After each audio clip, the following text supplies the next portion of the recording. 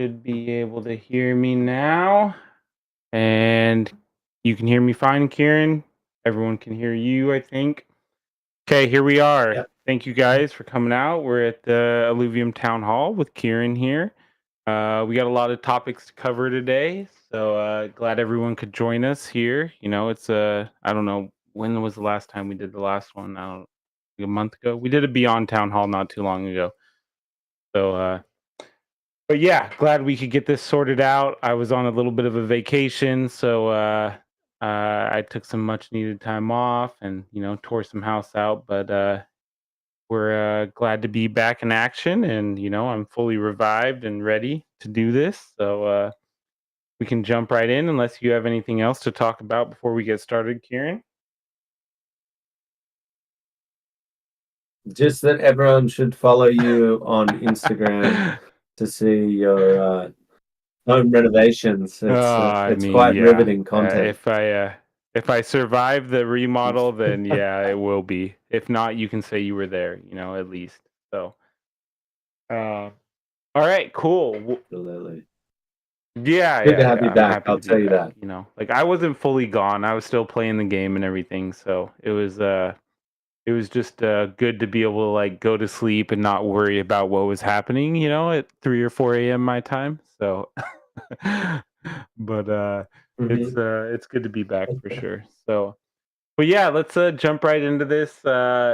Like I said, we got a bunch of questions. I think like 40 something questions. We'll try to get to them all, and then at the end we'll be able to bring you guys up if you guys want to, you know, hold your questions till the end. We can bring you guys up and we can answer your questions live, or you can type them in the chat and I'll try and keep track of them. But most of these questions were sourced from the thread that Taryn started to collect these questions. So we're going to go through these, starting with kind of a relevant question for now, just because of everything that's been going on with governance. But it's a community engagement question from Stompy, and he asks, what are your thoughts on council members working across multiple councils? Will it increase collaboration between games and reduce the risks of soil development? And I assume he's referring to the fact that JP is on Star Atlas Council, is what I'm guessing he's talking about. And I don't know of anybody else. Maybe, I guess Annie can be the only one else that's considered working on another council. But yeah, that's what the question is about. Yeah, so there's the vote of no confidence that is going through now. I believe that ends tomorrow. Yeah, in about 16 hours or so. Yeah, so if that was to go through, theoretically, that would mean that JP comes in Fight for its place. And it was brought up to me that JP recently joined a competing gaming council, which, you know, to be honest, I don't think it needs to be a hard rule. Like, without a doubt, there are exceptions where the IMC needs to come together and say, look, this is the situation. Ideally, that candidate lets us know, and I believe JP has been, you know, forthcoming with that information, so there's no issue there. But given our history with that DAO, myself personally, I would say it's not suitable, and there's plenty of other candidates that can jump in and that I think will be able to do a really good job. So in that case, I've made it clear to the IMC that I don't think it would be fitting to have JP take that position if it does go through. If it doesn't, and then there's no reason to even discuss it. But if it does, then the IMC will meet. We have a meeting actually tonight again. We'll chat about it and work out the course of action. But for me personally, I don't think it's necessary, and I think we can just go. And I will just say, like, I believe JP came out and said that he would step down from the Star Atlas Council if this went through. But I honestly didn't even want to talk about this subject much. But yeah, it came up. Yeah. We covered it, and I think it's we'll see what happens. We got about 16 hours left, so. But yeah, on to more pressing subjects. These are development update questions that we're moving into next. And so we can go with this first one, which is from Paz, which is something that I'm definitely interested in seeing, hopefully in the near future. But his question is Spectator Mode for Gauntlet Ascendant Arena in the works? And is it expected to launch at the same time as, I guess, the future coming game modes, or what does the timeline look like on Spectator Mode? So this is probably going to answer a bunch of questions that are coming up. So I'll go through where we're at with Arena. In order for us to do a bunch of different features, we require multiplayer servers, and it's been something that we've been putting off for about 12 months now.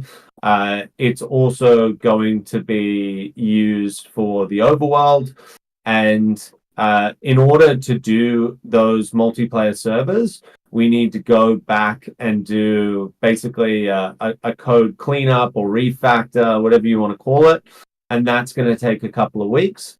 Then it will be a situation where for the first time, we're actually taking a bunch of developers that are on Overworld, and they're going to go across onto Arena.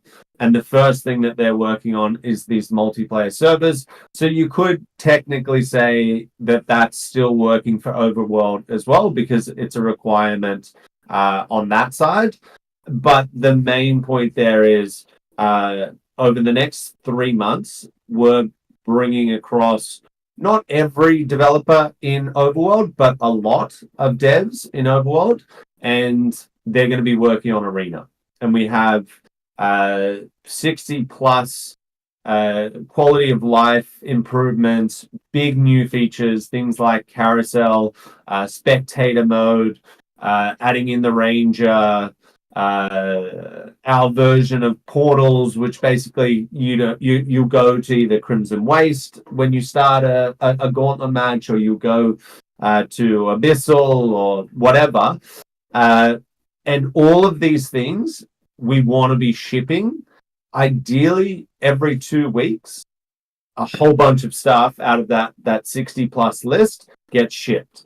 And it's really exciting for us, because it's the first time ever that we have been able to pretty much have the entire dev team, apart from Zero, which is in Unity and they're their own sort of beast, working on one thing, right? So we've got the blinkers on, and the idea is we've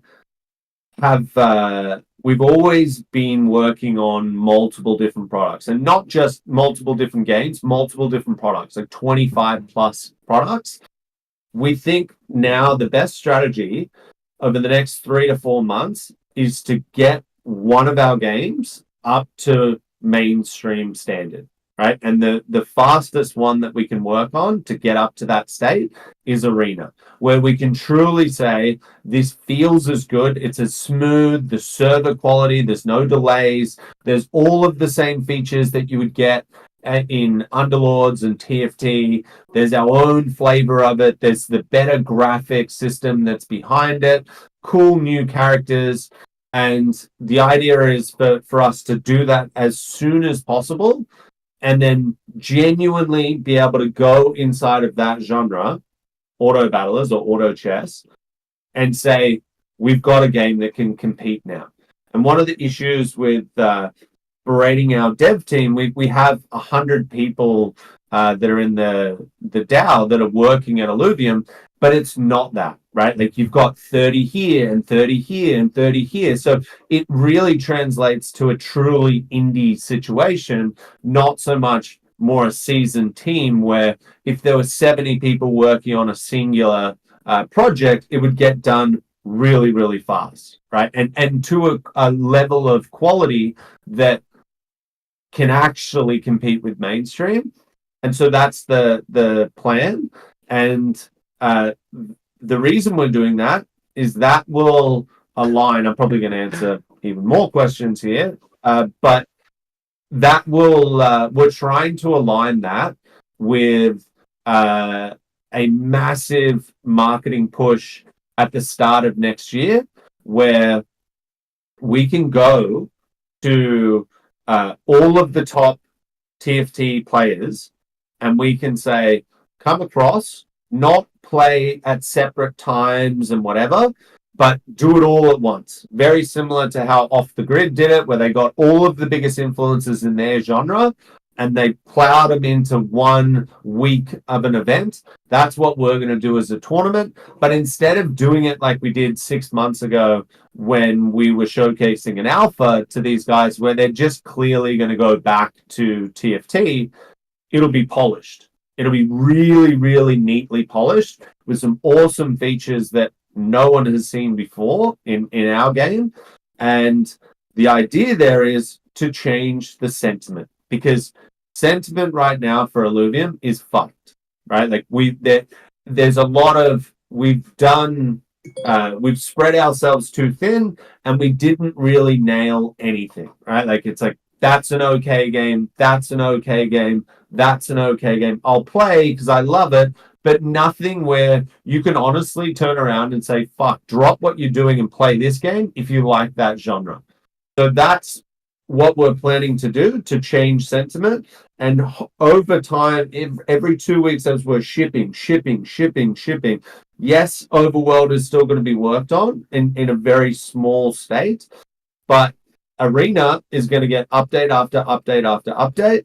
And the idea is we want those players to be going onto Twitter and saying, holy fuck, this is a change. It's a noticeable change where they're actually listening to us in terms of shipping things fast, allowing us to test it, get the feedback. If it's not quite there, we change it a little bit. Something that we haven't done ever in the last 3 to 4 years. And then lining that up at the very end with a capital raise, where the sentiment's at a much higher point.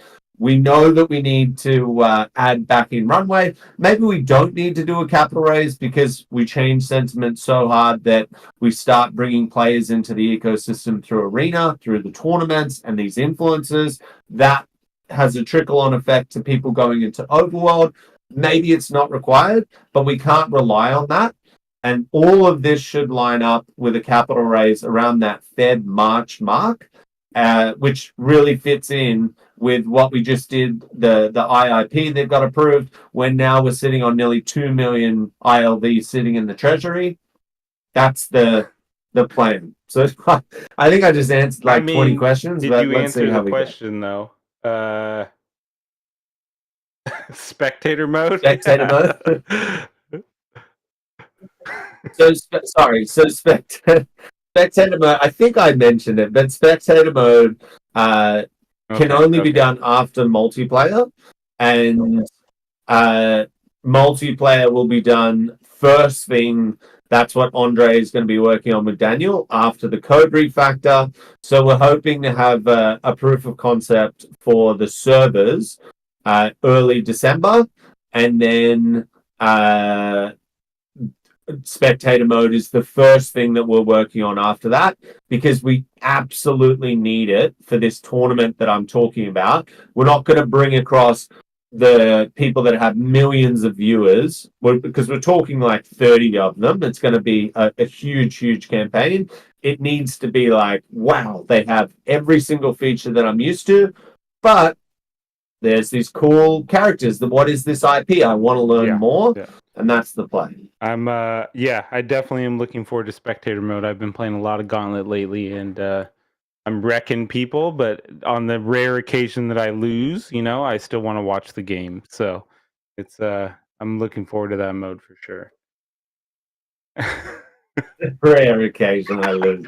You won like one match out of the last 30. But anyway. Man. I mean, I just had to leave. I had to lose a match so I could make it to this town hall because they forced me to play. So yeah, that's why my elo is so low, There you go. What is your elo? Barely over 1,000. It's better than yours, I think, though. Yeah, it's barely over 1,000. I've been pulling what it do back. you mean? Okay. So Anyway. So next question is from Happy Balls is his name. Where are we at with mega cities? I know a lot of people are concerned about this. Mega cities, I know an IIP just passed for blueprints, but people are just wondering, timelines for mega cities and what the development looks like for that. Yeah, so I'm looking straight off the notes in the Zero Jira section, and test build should be early next week, which isn't production, just making that clear. It needs to go through a round of QA. We need to make sure that everything is working fine. We don't really have the same environment where we can push things to have the public test them, so it needs to go through fairly rigorous testing internally, and we will be doing that. So it's the point there is we know it's delayed. We apologize for that, but it is coming, and same thing with blueprints. Okay. In fact, blueprints is in QA testing. I know there's an IIP floating around about changing the design a little bit, but the actual blueprint minting side of things is in QA testing right now. So the dev is done. So next question from EJS203. Can you discuss what mechanics are being considered to maintain excitement and around Illuvial acquisition? So what are we going to do to make, capturing Illuvials just as exciting as it was the first time? So no, I think they're just wondering, how are we going to keep the overworld more engaging? And you kind of answered this question in your previous answer about, overworld being still being worked on. No, that's fine. I can answer this. So we're still working on this roguelike co-op game, which is multiplayer. You take your friends in. There's endless waves and levels for you to progress through. You bring in your Illuvials that fight with you, and so the stronger Illuvials that you have, the more effective they are in this mode, and it's completely free to play. Right, like that is how you get a taste of Overworld. But again, that is going to take a lot of polish for us to do that, and we don't want to release something that is half baked, especially not in Overworld. Like the goal for us right now is sentiment change, right? Like it's negative right now. We need people to go, whoa, Illuvium's making waves again. They're doing shit that is really, really good. And every single time something gets released, there's no negativity around it. It's like, fuck, these guys aren't mucking around. Like they're really, really thinking about what they release. So that is going to be your taste. And a lot of the issues with Overworld when we first launched it was, yes, it's missing quests, it's missing things like combat and stuff like that. But I think even bigger than all of those things was you are making me pay every single time I go in, and that feels bad.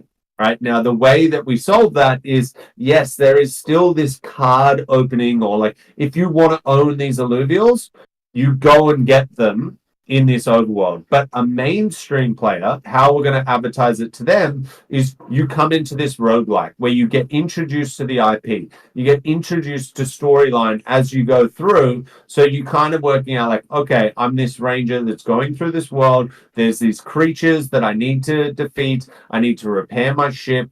You learn as you go through this completely free to play mode, which is awesome because it means you don't need a wallet. We won't expose you to any of the bullshit Web3 components, which again is a huge learning for us. And but still, there's going to be this place where if you want to own those Illuvials, that's when you go into Overworld.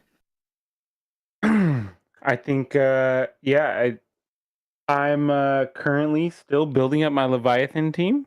You know, I don't have a lot of high status Illuvials, so that's why the casual mode's been really good for me. Otherwise, I would just lose to a non all day. So it's it's definitely going good so far. Yeah, actually, I beat him in the last few games, so he's been complaining hard. So, all right, let's move on here to Doom. When can we expect a fix for the Illuvidex? I know this is probably going to answer a lot of people's questions, but especially with Wave 3 coming up, I know the Illuvidex has had its issues, and people are basically wondering, where that is on the priority list and how we're going to get all that fixed. Yeah, so onboarding is something that sits above the games. We need to fix a whole bunch of stuff on the Illuvidex where it's easier to figure out like what's going on, what's a good NFT to buy, what's something that's not very valuable, like being able to decipher like which one, what you should buy, what you need to buy. The education on all of those types of systems needs to get much better. Same thing with being able to put money into the system. It needs to be simple, not transferring stuff. Oh, I lost it. What's happening? Like, what, it's going to take 30 minutes for it to get across, or 30 days, depending on the, how happy IMX is at that time. And so that is constantly going to be worked on over the next 3 to 6 months. So when we get to that point where we start bringing in thousands and thousands of people from mainstream that don't care about any of that stuff, it's streamlined, right? And the Illuvidex sits inside of that. It's taken a little bit of a hit because Wave 3 is coming up. Wave 3 is very important to us in terms of not just that product has been needing a huge refresh, which is what it's getting with a whole bunch of aspects, but also because it's a big revenue driver for us. And that's obviously really, really important. So that's been the web team's focus. And we've also reduced our web team considerably, which is part of another strategy of us being able to preserve runway and make sure that we're working on all of the stuff that is either going to increase player numbers or increase revenue. Yeah. I think, it's hard for people to see, everything that goes on in the background, but like personally, like I see these guys working on the Illuvidex fixes, and like one fix, for example, that I already like leaked, I don't know, a month ago because I was on vacation too, but was this whole stats thing in the Illuvidex, like the Illuvial stats thing. Oh, we lost you there. But yeah, the Illuvial stats thing in the Illuvidex, and I know we've been waiting for that to come, but like these guys are working on it all the time, and they want it to be better for you guys. Like, yeah, all that purity stuff. Like, Yeah. it's definitely.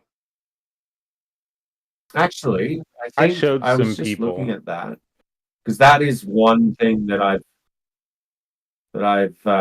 personally wanted to see. I think trait purity in progress. Yeah, or even So they're working on it. not just the trait purity, but just having those stats straight in the Illuvidex, like where they have the analytics on that. Yeah. Yeah. So I know. Yeah.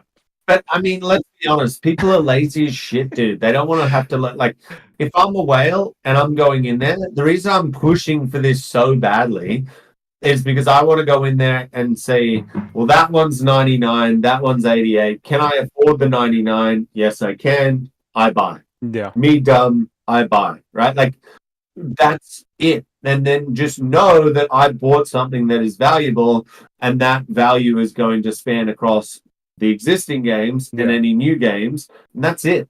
Right? Like that feature alone, I think is going to boost trading by so much. I mean, it's like not even I fun. paid like $100 to a Luva, a market or whatever, that guy, and it's amazing, Trinix, it's Correct. amazing. It works great, So is the Luva Pros. Theirs works great too, But yeah, like I need it dumbed down. I'm not as smart as all these tryhards.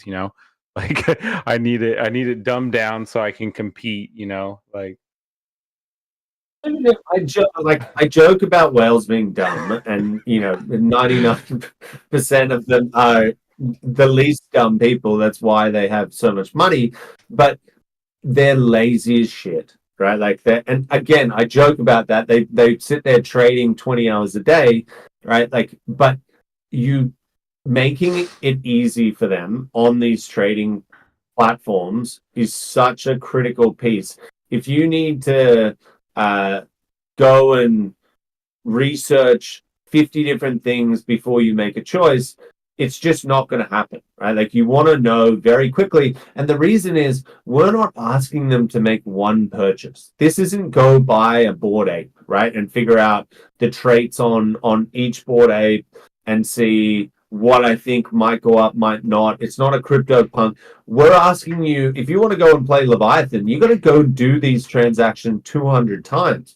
When I started building my team, it was over a span of 5 days, and I think I spent 2 hours each day buying them. And I still was like, fuck. I mean, I was using Trinex's thing, which obviously helps a lot, but I was like, God, am I really buying the best ones here? Like, just give me a number and just let me go in. And even like one of these things needs to be a bulk purchase, right? Where, and I know that exists now in the Illuvidex, but like these are the things where we need to take a step back and realize onboarding, we're asking someone to, if you want to play Leviathan and be good, you need every single Illuvial, right? Like you just do. There's so many different comps. That's very, very clear right now. Casual modes made that very clear, like 200 purchases. Just the amount of different builds people are winning with, unless they're just playing the corner empath build, which we don't need to get into, but like like there's so many different builds. You do need every Illuvial, every stage, like so I think all that stuff coming to the Illuvidex will definitely benefit onboarding and everything. So all right, 100%. let's keep moving here. We got a lot of questions to go through. A lot of questions. All right. What is the state? I think this guy's talking about like the he says, what is the state of the album for our Illuvials? Is it still in development? But I think he's referring to like the repository, or at least being able to like track, how many Illuvials you've caught, all of them, etc. Catch them all. Yeah, that's going to be a big thing. The repository has been designed. We just need to assign someone to develop it. It's going to be one of the things that we focus on after Wave 3 is delivered and the Wave 3 partner. Ooh, Wave 3 partner, huh? Can't leak that yet. Let's keep moving here. Will asks, how will the team ensure future updates better align with roadmap timelines? So we meant to get a roadmap out probably before this, but we didn't get it out quite. But basically, the question is, how can we keep up with our roadmap that we release? So the reality is the last couple of weeks, I totally get it. Part of bringing the sentiment back is showing people what we're going to be building. It's just a part of Web3. You need to be very clear about that. You cannot, be vague at all. And the reason that we haven't released that is we were internally having a lot of discussions about like strategy, direction moving forward. Now, I would say the start of this week, we really closed those conversations off, and now we've got a pretty good idea of exactly what we want to build over in the short term and obviously the long term as well. So we'll get that roadmap out at some stage next week. But we didn't want to put it out while we were in this state where there was a bit of unknowns. And then all of a sudden, a month later, something goes from being 3 months away to 9 months away. And people are like, what the fuck? Yeah. What just happened there? Yeah, that'll be good. I know we have our monthly direction meeting tonight, so that'll be a good one to hear all the new plans or at least the direction we're all going. And like I said, we need to finish up that roadmap that we planned on putting out so we can get that out as soon as possible. But yeah, let's keep moving here. Axelis asked, can you clarify the reasoning and data behind the allocation of the current ILV rewards? So I'm assuming he's talking about what the plan is for the leaderboard rewards. Like why we either cut them or why not? Why aren't they more? Whatever. So they were generating us a bit of revenue, which is the whole idea, right? Like either they generate us a players or revenue, right? Where and obviously they go hand in hand, but we felt like we were distributing a huge amount and the return that we were getting was not quite aligned. And so that's why I went to the council and I said, look, we just need to stop this, right? We just need to stop this. I think as well, psychologically, it's a bit of a weird thing, right? Like we portioned off these million tokens so long ago, and they've always been considered as a reward, and just and stupidly, they're obviously not. They're highly valuable, but I was like, they're just the free tokens over there, right? And I think that translated. I take full responsibility for this. I think that translated to being a little bit overzealous or generous or whatever you want to call it. And we definitely wanted to launch with a bang, right? Like with a huge amount, big numbers, get people attracted to it. But at the end of the day, you can incentivize people all you want, but if the product isn't quite ready and it's not sticky, it doesn't matter, right? And the problem with that is we have a finite amount of rewards. It's still a stupid amount, but they're finite, right? And so I was very concerned after distributing something like 70,000 of these rewards. And I went to the council and I said, let's just put a pause on this. And not only that, let's put these tokens into the treasury, which does two things. First one is we get a higher revenue distribution portion. So where people are like, how's the DAO going to make money if they only have 9% of the revenue distributions? That's now closer to like a 30% distribution, which is pretty good. We make 30 cents every dollar. But the second one is being more rigorous, right? Like if we take any, even myself, not just me, the council as well, but the minute that I thought about those tokens not being in the magic reward pool and actually being inside of the treasury, I'm like, I'm fiercely protective of treasury anything because I'm the guy that's got to go and raise money, and I use those tokens to raise the money. So it just changed in my head, and I was like, if they were sitting in the treasury, I'd be like, do we really want to be giving 30,000 ILV out every single month? And the answer was, fuck no. right? Like not right now, at least. Like maybe in the future, maybe we test 1 month, but I genuinely never think we'll get up to that amount again, especially when we started divvying up the numbers. And I was speaking to the council about this, and I was like, we're moving to a more competitive scene. That's how we want to issue these rewards, not so much just, the more you play, the more you earn. And we looked at it and we're like, it's like we've put 1/3 of the rewards down, and we started splitting that up, and we're like, fuck, like these tournaments are too big. Like we need to start a little bit smaller. And so I think instead of us distributing 30,000, what we landed on was 12,000. But I think even if it was 5,000 to start off with, especially in the next like 3 months while we're building Arena to be a much, much better game, I think that's totally fine.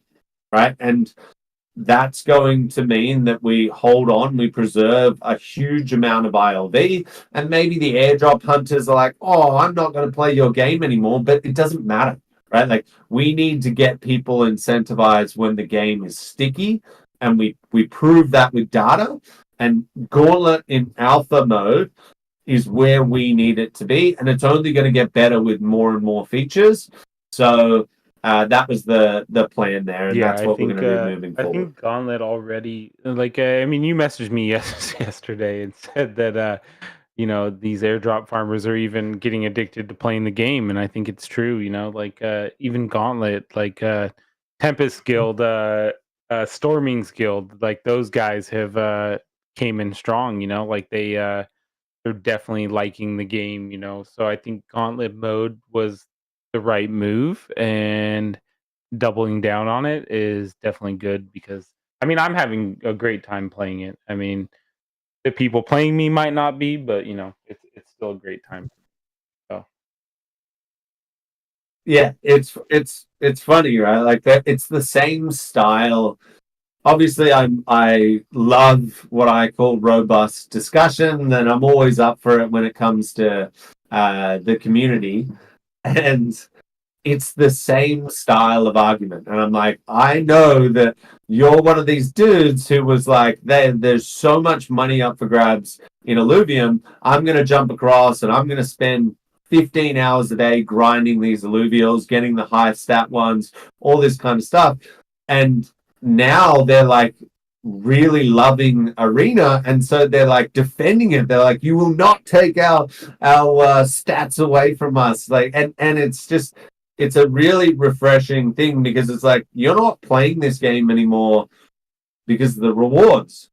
You're just here, right? Like we converted a bunch of those airdrop farmers into actual players of Arena. Some of them are really good, and it's like I not not I hate you, but it's like damn you, but also I love you, in the same vein where it's kind of like you were extractors, but now you're kind of like here, and I'm all for it, so yeah, it's kind of cool. it's definitely nice being able to play in different lobbies. I don't have to just beat Anon over and over and over again. So it's been real nice being able to have multiple lobbies going at once.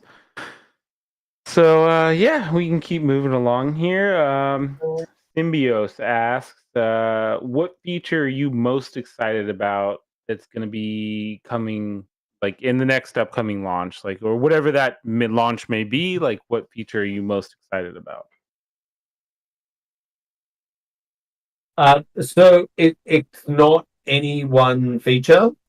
It's completing the package in Arena, right? It's launching the 50 quality of life things that we've identified through the community. All of the stuff that the 2,000, 3,000 players in Gauntlet right now have said, this needs to be fixed, this needs to be fixed. All of that in there, fixed, done, smooth and polished. Plus, I think there's 4 what I would classify as very large features that are going to be added in as well, plus some art refinements where things like emotes right now just don't pop. they're going to be much bigger, much louder, much more annoying and cool, and even your drone and blasts are coming. Packaging all of that up in Arena and then running this tournament, which the more and more I think about it, the cooler it gets, where we will go and get like a lot of the top 30 people in Illuvium right now that play Arena are fans of TFT, most likely, right? Like if you're good, you've probably played TFT before, which means you've probably gone and watched one of these streamers that we're going to talk to, reach out to, and get them to play a tournament. And so I think it would be a really cool thing if a week prior to the tournament we say, look, it's 2 players in each team. We work out a format. We go and get 30 of these top 50 TFT influencers, and we assign 1 to each player that is top of the leaderboard in Illuvium. Do it a week prior because we want them to talk to each other, which I think would be really, really cool, right? If I could talk to another player and be like, dude, we want to win this tournament. We want to win this prize money. Can you, like, you're obviously good at Illuvium. I'm probably better at auto chess in general, maybe. I don't know.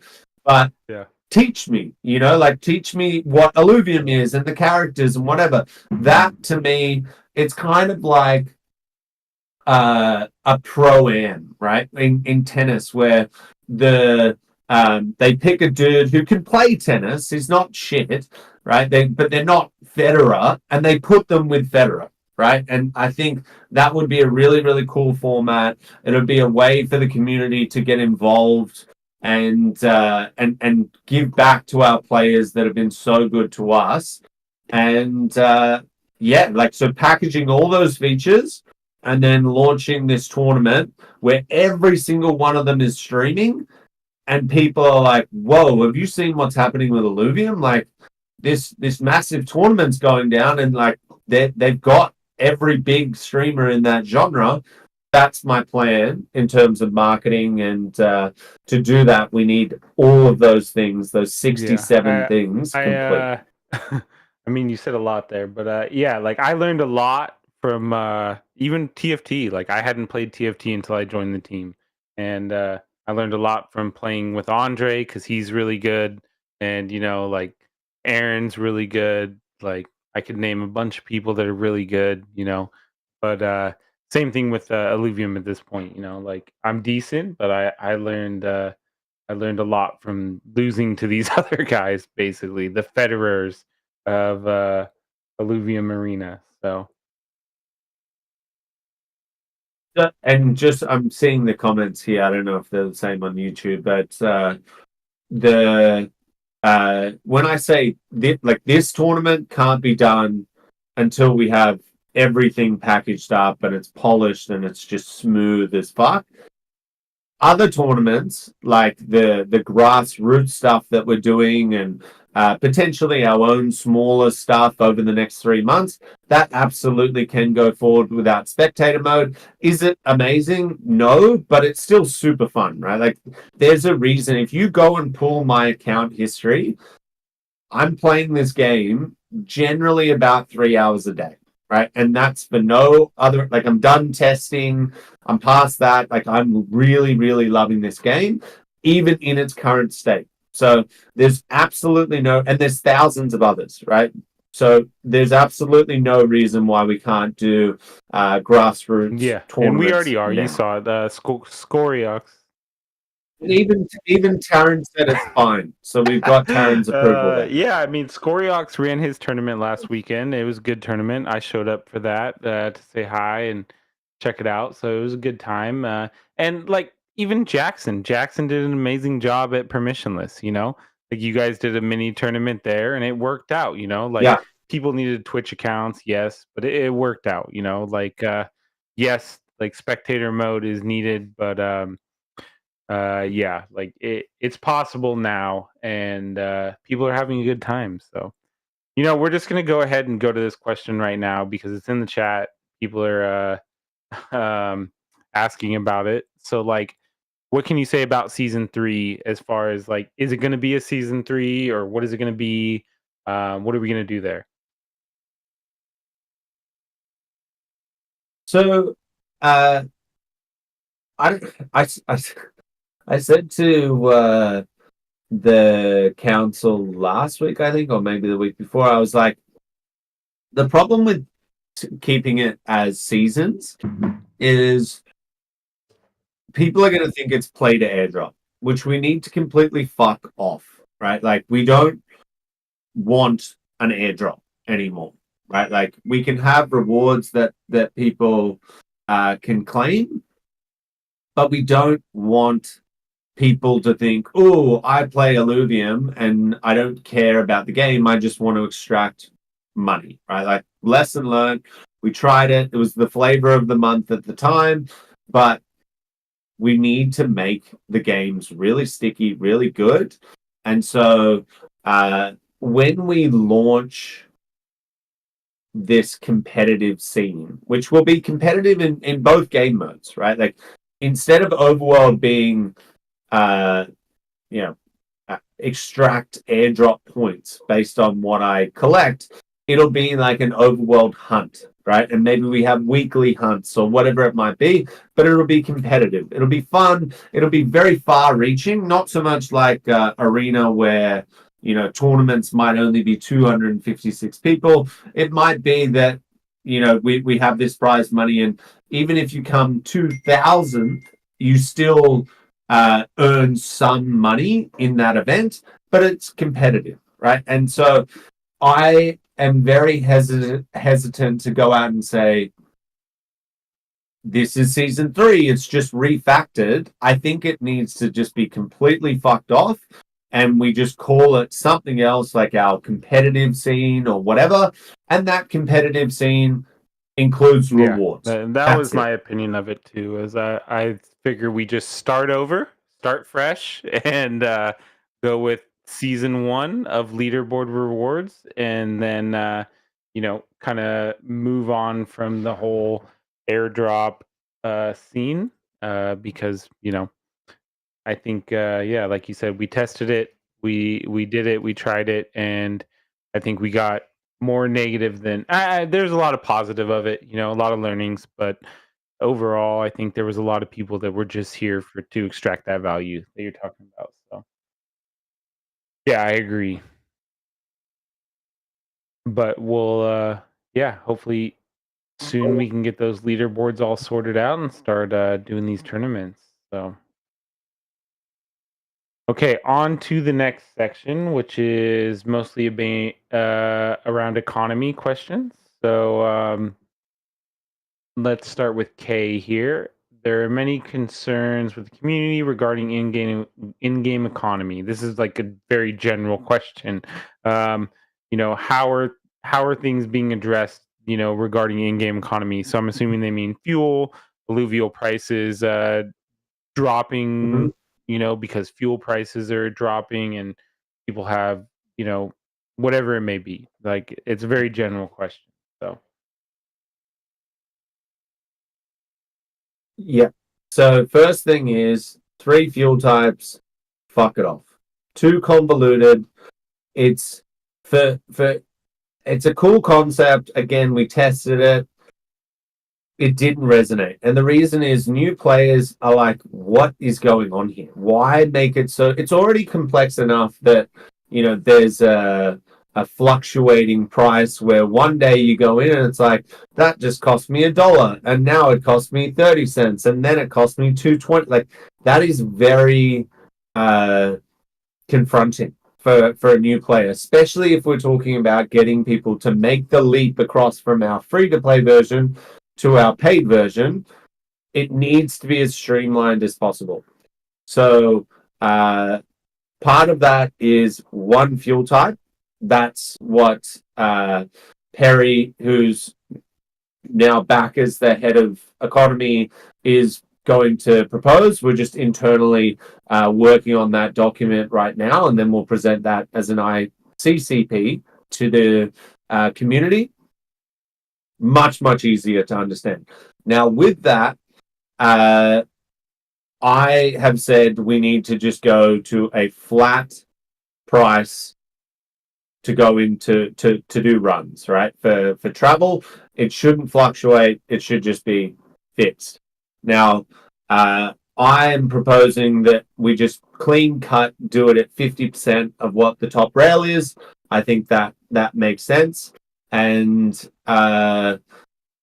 Perry is writing that up now. He hasn't actually agreed on what the price is yet. So, and given he's the expert on that, I'm going to leave it to him, and then we'll come out with that ICCP, and it's just going to make things so much easier to understand. It's going to mean that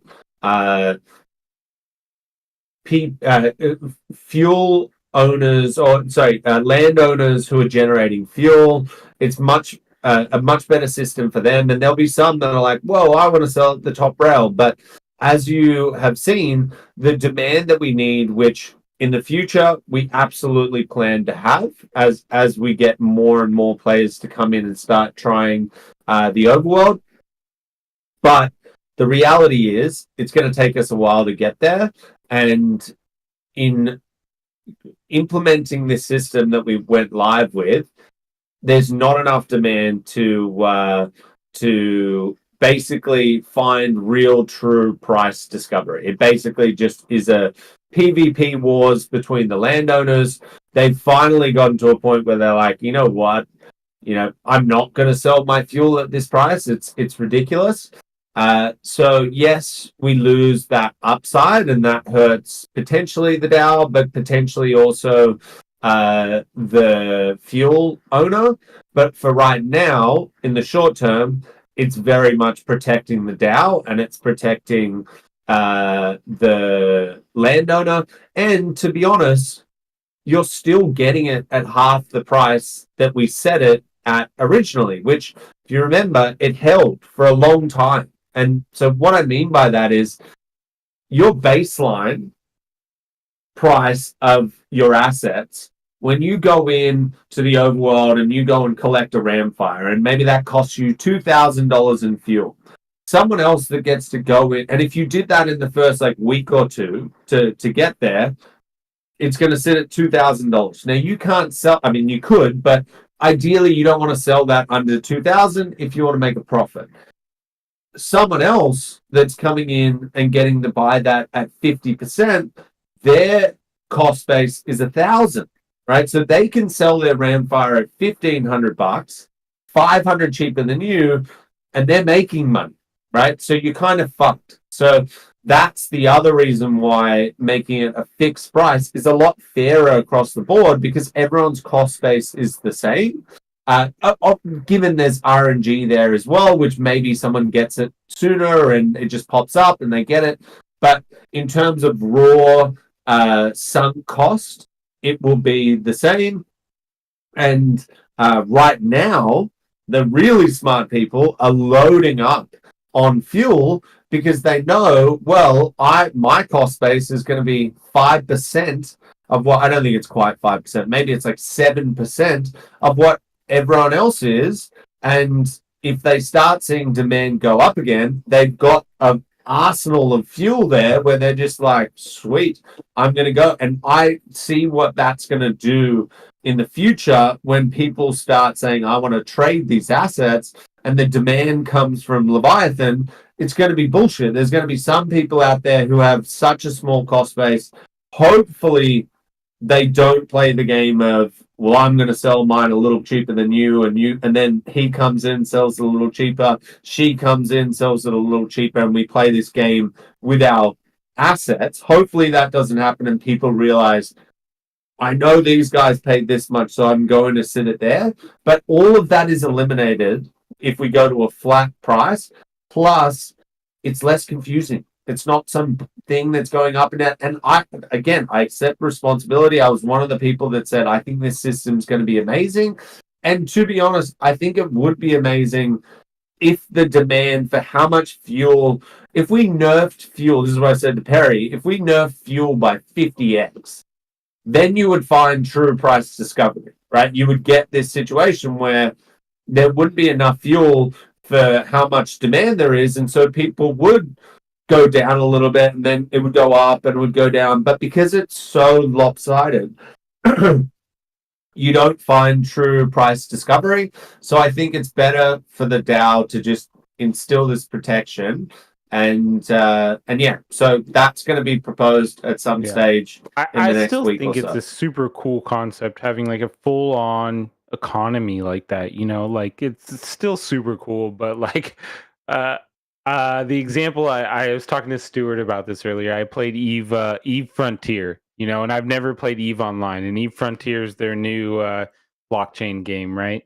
And it's just too much, you know, like especially like for somebody just getting into it. Like you can't just go relax and play it, you know, like and I feel like it's that way about our fuels sometimes, you know. Like I'm really happy about this whole IIP coming out, because yeah, I think it's just, you know, trying to play the fuel market. People just don't want to do it, you know, they just want to come play, you know.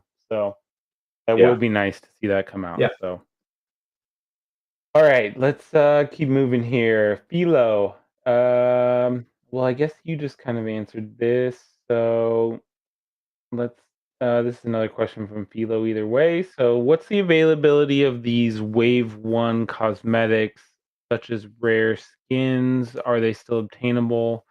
And I think he's referring to the emotes as well. Wave 1, wave 1, batch 1. Yeah. Cosmetic. Oh, wave 1. Yeah, like, so when are cosmetics gonna be, like, at least sure. from his question, like, what are like the cosmetic discs? Like, when are those gonna be shut off for the wave 1? Because currently they're wave 1 discs. Batch 1 is what they're gonna be renamed to. Right. They are batch. Yep. I would say once we're pretty happy, like we want to, when we get this big spike of players in at the start of next year, we want to have things refreshed. So I would say around about that time, we also are sitting on a brand new region for Overworld, and we're not going to release that either, because we want to keep things as fresh as possible and new around that time. And the reason is we want it to be a bang, right? Like we want everything to be new overworld experiences. We want new arena stuff to be there, new cosmetics, like everything new. So people are like, wow, this is a big update from these guys. And the whole idea, again, is going back to this idea that we want sentiment to change and people to start taking notice. And I've played the new region. I'm looking forward to others seeing it, definitely. So, yeah, I'm definitely looking forward to that getting released. Let's see here. What other questions we got? We still got a few more, but you answered a lot of these, honestly, like in your long rant. So, yeah. My rant. And look, I only rant when I'm really G'd up, right? Like, obviously, we had a big win yesterday for all of crypto, and you know, we've all been sitting here like beaten down. I was with Kane last week, and I was like, dude, you know, like I was here in 2015, but I wasn't in it, you know, like I didn't have a project and whatever. And so like, yes, I more so saw it in him, where I saw him just get absolutely beaten down, where SNX went from $2 down to 3 cents, right? And he was like, that's what happens, dude. Like you get just completely obliterated and you think you've lost all hope, and you just, you know, it tests you to the nth degree, and then all of a sudden there's a moment, and then it builds and it builds and it builds and it starts coming back. Yesterday I really feel like that was a big catalyst for us, and when I say us, I mean crypto. And you know, I like looking at our roadmap over the next 3 to 4 months, being able to be laser focused and finally get a fully polished product out there where we can genuinely say, hey, this is going to be a competitor to mainstream, and then getting all of those influencers to come in and play that game. I'm ready to go fucking ballistic, working just crazy, crazy hours over the next 3 to 4 months, because I cannot wait to see that tournament start where all of these mainstream people see it and people are like, whoa, we were sleeping on Illuvium. So I rant when I'm like, fuck yeah, like locked in, I'm ready to go. And yeah, I couldn't be more excited with where things are going. I mean, yeah, like chat's asking to keep politics out of it, but I think just crypto related stuff. I think we're in a much better place today than we were yesterday. So yeah, that's all I'll say on it. So okay, you answered this about rewards distributions. Like I guess like what we can go over this just a little bit more in depth. Like what is the planned reward distribution between game modes such as Gauntlet, Ascendant, and Overworld? So, like, is there going to be rewards for Overworld? Will there be a leaderboard there? Like, what can they look forward to as far as that? Mm-hmm. So we need to develop the leaderboard for Overworld, and I believe they started that last week. It's not the highest priority, definitely, but they are working on that. And then there's going to be these events that we run, or that you run, really. And I need to, so that's Overworld. Then obviously, Arena, pretty obvious. We're going to be running these grassroots tournaments. We're going to be running leaderboard rewards. We're going to be running the larger scale tournaments, which are fed into by a bunch of smaller tournaments, which allow you to qualify for the larger, like quarterly tournament. So all of that stuff is happening. I don't have the splits, to be completely honest with you. The council and I have not worked out. We did originally, but 6 weeks ago, it's completely changed. Right there, I need to speak to them tonight and say, this is the new direction, the new strategy. Where do we sit on this? And we need to finally lock in numbers, because very soon we're going to be able to run leaderboards like properly in Arena. Same thing with Overworld, same thing with tournaments. So yeah, we just got to lock it down. And again, it's not set in stone. Like what I said to them is, if we do a split and it doesn't work after the first couple of weeks, we change it. Right? So no one can be like, you said next week I was going to get 500 ILD and you changed it to 300. It's like, so what?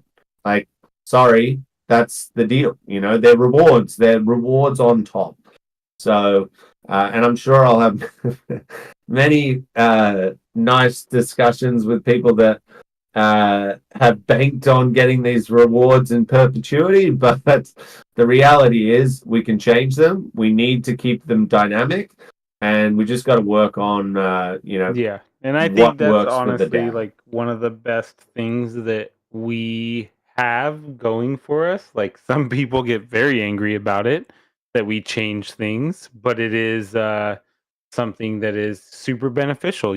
Like, if we were locked into certain things that we did, it would be very bad in certain situations. And luckily, we have this situation where we can propose new things and do new things and change it for the better of everything. Mhm. Like yeah, I think, and sometimes that's like it's a double-edged sword, because people expect change immediately, and it doesn't always happen like that. So Yeah. but yeah, like you said, we're working there, we're working our way there. So all right, so let's see here, what are we at, an hour in? You got plenty of time, right? You ain't doing nothing. So I haven't even yeah, to the person, I don't know who it was. I think I'm scheduled to 1:30. To the person who was like, Kieran's looking a little fat and chubby.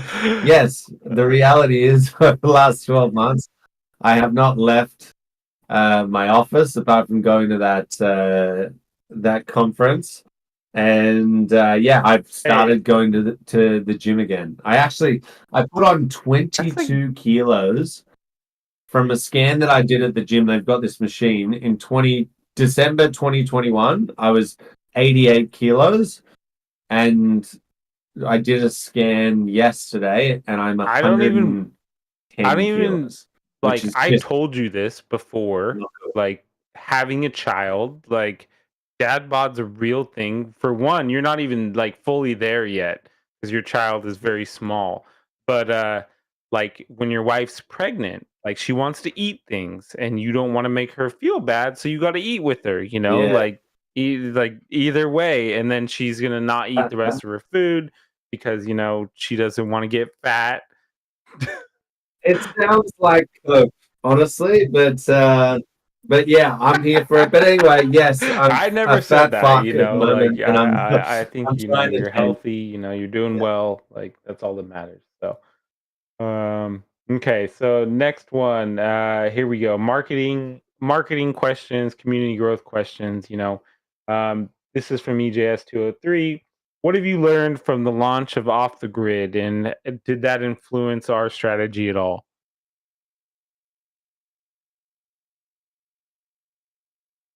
Yes. So, I think one of the biggest lessons that we've learned from that, and I want to be pretty clear with this, that we are building the games that we have right now, in terms of streaming, in the genres that we're in. It's not going to be a first person shooter. It's not going to be a battle royale, right? Like those guys play a certain type of game. They absolutely love it. And they just so happen to have the largest follower base. But I think the thing that they did well is they got them all, basically got them all, got like the top 10 guys, and they crammed them all into 1 week, right? Which it was a big, if they had launched their token after that week, it would have been disgusting. Like, I'm not even joking. I think that thing goes to 50 billion market cap in this market, right? Like in a bear market, I genuinely think it just goes so ballistic. It would have had a 5% circulating supply. We've been there. And yeah, I think it goes to 50 billion, right? Because people were going insane. Now, if you look, I think I looked yesterday and they have something like 200 people that are streaming the game, when I looked, and I think they're ranked like 300th out of all the games. So it's gone off a cliff. But what it showed, right, which is obviously not good. You want that sustainability. You want those people who actually played it to stay, right? And or at least the viewers of the people that played it to stay. Also streamers, but lower tier, right? Like that's the strategy. And so we learned that if we want to make a big bang, and that's why I think doing this format of tournament where there's something to be said, right? Like when we've done influencer campaigns, we've gone out and got like 2 or 3, and it's very much, well, I'm doing this, and you see the comments on YouTube, and they're kind of like, oh, you've sold out. That's a crypto game, and all of that kind of lovely stuff that goes with it. But I think there's something to be said about them all doing it together, right? Like there was the Tapman dude who went out, and all of a sudden he gets someone else to come into their lobby, and then they get 5 other influencers to come into their lobby, and you can't really talk shit about that, right? Like there's the super hateful people who are like, crypto, it's bad. But when everyone they love is doing it, it's kind of like, all right, I'll get in and I'll play. Whereas if it's 2 or 3, you're kind of like, ooh, those guys have sold out, but I still have my true friends over here, right? Whereas if we go out and every single person or not every single, like we're going to try and get that, but if a significant portion of the best auto chess players in the world are all in one tournament, it's kind of like, well, fuck, I can't really talk shit because they're all there. So I'm going to pay attention. And that was the biggest learning that I got from Off the Grid.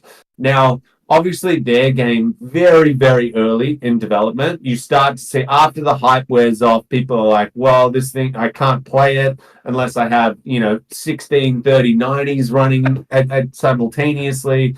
It's glitchy, there's auto aim bots that are rampant throughout the game. You start to see it sort of slow, which is a similar thing that happened to us, but it was more so at a lesser scale, right? And so what I want to make sure, and that's the reason for us switching strategy and getting the game as polished as possible, any of those gaps, it's not optimized.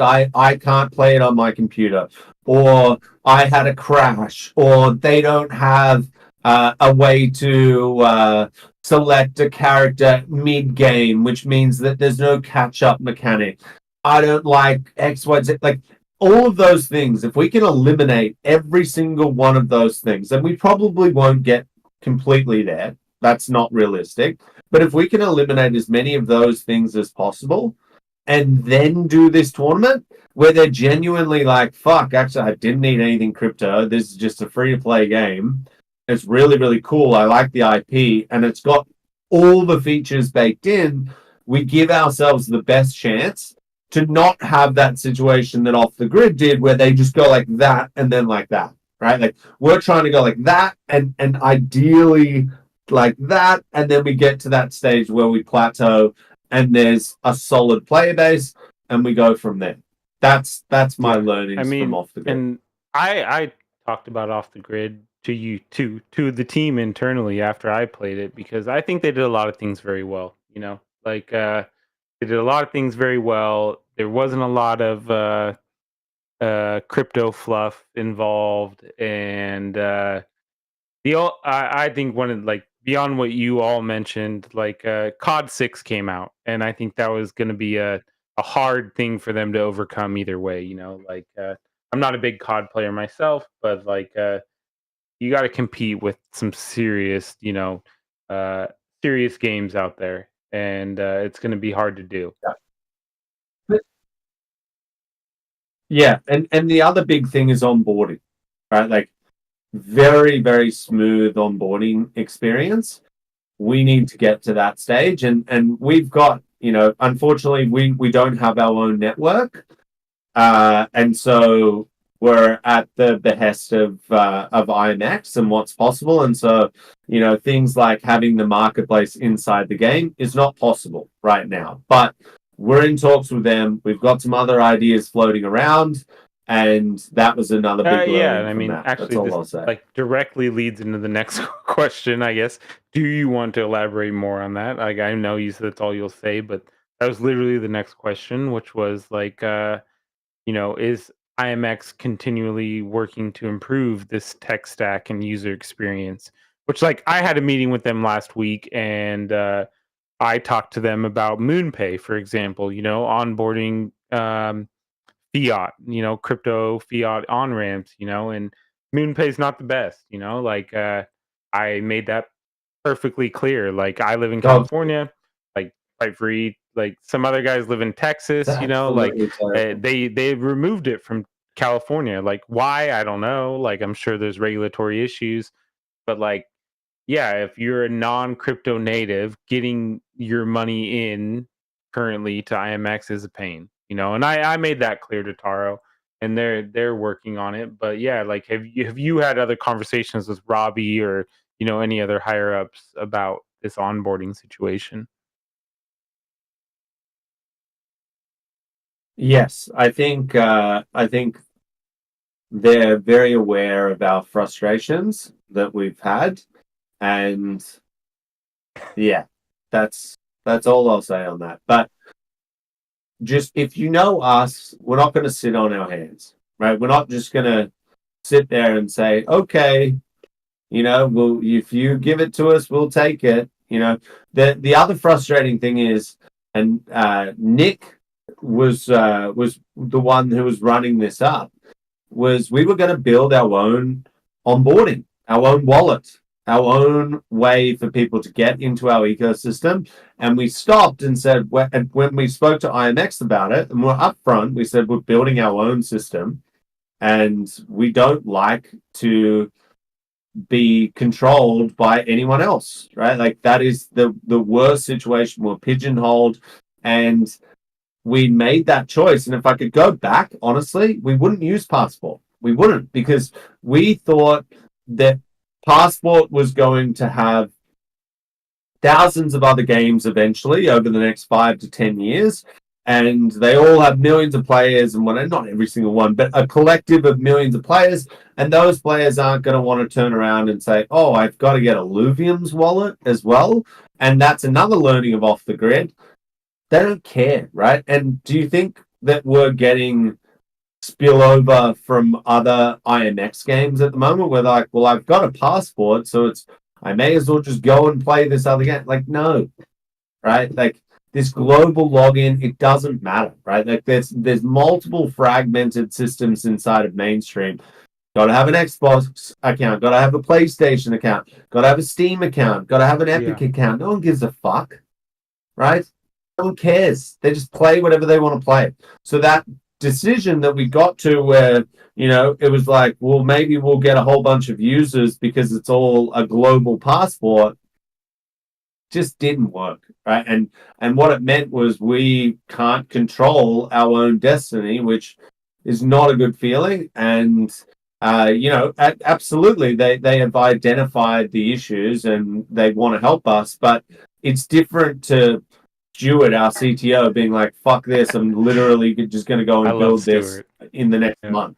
He can't. Yeah. No, definitely. Man. I agree. Like, yeah, that's all I'll say on it. Yeah, you covered it all. But all right. Like, what else do we got here? We're running a little bit short on time. We probably won't have time to get to questions, guys. I'm sorry, but like, there was a lot here, and we'll do another one of these soon, I promise. But let's move on to these roadmap, vision, more general questions. Okay, asks, when can we expect an updated roadmap? I kind of covered this earlier, with expected timelines and major milestones.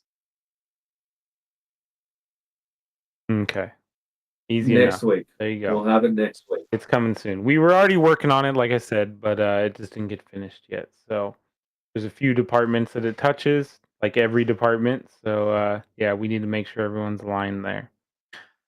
So Winnie asks, can you clarify any or when deflationary mechanisms are planned to start?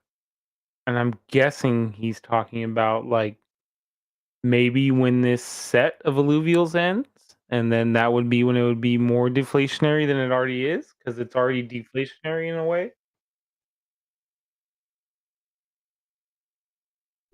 Burn mechanics. So there's been a couple of conversations with Chris, one of the game designers, and Perry and a bunch of others, which we've talked about different methods where you burn alluvials and they either give you essence or can go to higher stats or whatever.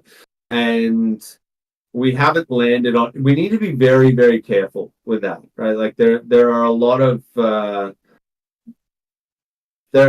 things that can go wrong, and so we need to make sure that when we introduce a feature like that, it's very well thought out and well tested.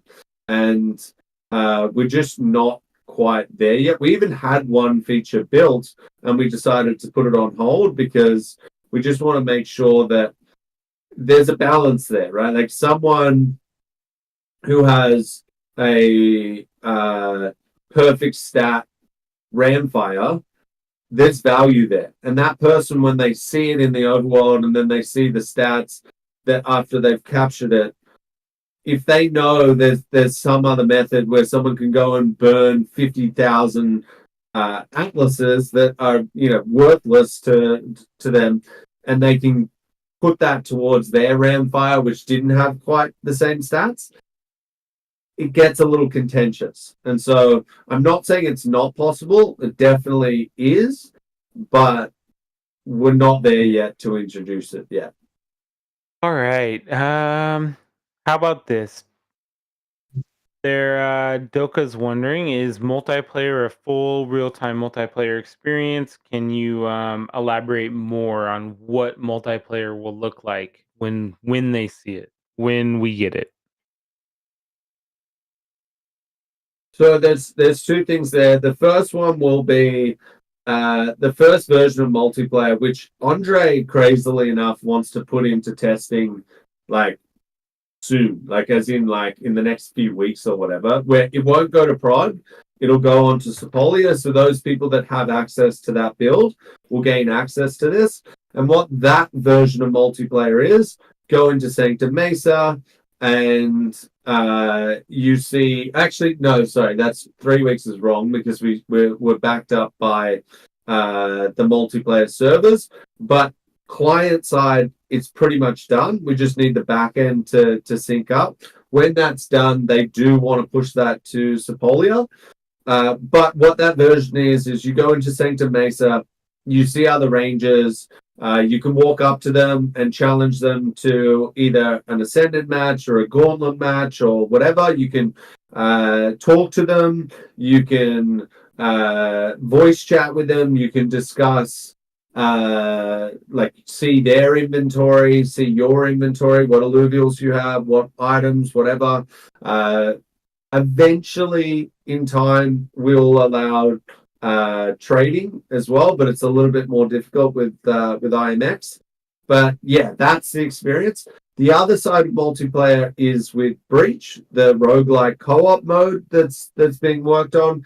That's grab your friends, 4 of them, jump into this mode. I think it's 4, maybe slightly more, but let's say 4 for now. You go in with them, you're defeating monsters all as a group, and it feels more like that sort of like questing type system with friends, which some other MMOs are like that, but it's not an MMO, it's a roguelike. All right. Well, that answers most, because I know Aaron spoke about the multiplayer roguelike game in Paz's AMA recently, just last week. So if you didn't hear Aaron's explanation either, that's worth checking out probably. So this is from Winnie. Could you provide details on a potential subscription model and what it would offer players? I know I brought this up internally because personally, Off the Grid, even though it's a completely different game, their model was a battle pass type model where you couldn't sell stuff on the marketplace unless you had this battle pass. So I guess they're just wondering if we have looked into something like that and if that's something that we could make work for Illuvium. So we're one of the very few games that is live, right? Like there's a lot of games that are in alpha where you can go and collect, like, but basically where we were at in preseason, where it was on testnet, you can go and collect whatever you want, but nothing had value. And I think one of the biggest problems that all of these games are going to face, and sadly, I don't think they realize, right? Because certainly we built our game knowing that this was going to be a rampant problem, and that is why people are like, why are you making me pay every single step of the way, right? Like I got to travel, I got to buy shards, all of these things over and over and over and over again, you're making me pay, right? I will pay you $100. In fact, they even say, I will pay, I hate this microtransaction model so much that I'll even give you more money up front for the month than what I would have had I just done the microtransactions all the way through. So let's say they pay us $100 a month, and that really translates to them doing $70 worth of runs. You think about that and you're like, amazing, right? We're making a delta of $30 there per user, more than what we would have. Yay, that saves Illuvium. Let's do that. Everyone's going to love that. And then there's a little thing called bots, right? And where there's value, they will extract it. And obviously, we've introduced a ton of new stuff that has stopped a large amount of the bots, right? But there is no way to stop them all, right? And they get smarter and smarter and smarter and better and better and better, and it screws your systems. And they did it with us, and they had to pay, right? They had to do microtransaction. If we went to a region pass, they would literally send the Illuvials to 0 within a month, because they could do unlimited runs, nothing would be rare, nothing would be valuable, and we would be completely and utterly fucked. Now, I don't understand how, I haven't looked into it enough, but off the grid is an extraction shooter. You extract rare items. Now, I don't know if the battle pass means there's a limited amount of games that you can play, because if it is unlimited and they don't have an unbelievably good bot control, which I don't think they do yet anyway, because a lot of people were complaining about bots. But if they don't, what do you think is going to happen to the rare items? They're literally just going to spin up 100,000 games. They're going to be able to detect exactly what is valuable, what's not, extract them. See you later. Your economy's fucked, right? So do you want valuable assets, or do you want a system which is very frustrating to gamers? And that's the conundrum, right, that we face, where people are like, these fucking idiots, why are they trying to charge us every single 10 seconds? It's to stop that. Now, I don't know, maybe they've come up with something better, but a battle pass for us is not going to work. Yeah, I think their systems, just a little bit different, but yeah, I think it's not like you're extracting exact items, I would say, but yeah, what you're saying, like I said, our game's completely different to theirs, so that yeah, the battle pass might just not be doable for our systems, for all the reasons you just covered. But it's if you want NFT, the thing that Web3 wants, and I was actually speaking to what's his name? What's the dude who fucking wrote us off 3 years ago, and then I befriended him? What's the Kira TV? I was speaking to him about this the other day, and I was like, dude, I just don't think people realize, if you want to have, and the whole idea of an NFT is that it's valuable, right? If all of a sudden Pokemon released a blockchain game and you wanted to have a Mewtwo and it be valuable, you can't allow an unlimited amount of people to go in and get that item, because it won't have any value. Now, then do you ask yourself, if there's 8 million Mewtwo's to the point where they go from $10 down to 0.00001 cents, do I even want the NFT anymore, right? Because do you want the NFT for value, or do you want it for ownership, right? I would argue that if we're trying to replicate that model of a Charizard card is valuable because there's only a certain amount, and in order to get that card, you need to pay $10 to buy a booster pack, or $5 if you're in the US to buy a booster pack. That's how they kept their value. If you could walk into Best Buy tomorrow and just clean off the shelves and it not cost you anything, how much is the Charizard going to be worth? How much is the Charizard going to be worth in 20 years? 0 now and 0 in 20 years, because every single fucker has 50 in their household. So people that say to me oh, but that's a different game to yours, it's if you want the same outcome, valuable assets, you need to charge people in some way that isn't an unlimited source to get this asset, and there's no other way around it. Otherwise, your NFTs are going to have zero value. It'll be the exact same thing with off the grid. Every single important item will have zero value because there'll be millions on the marketplace. Why the fuck would I pay for it?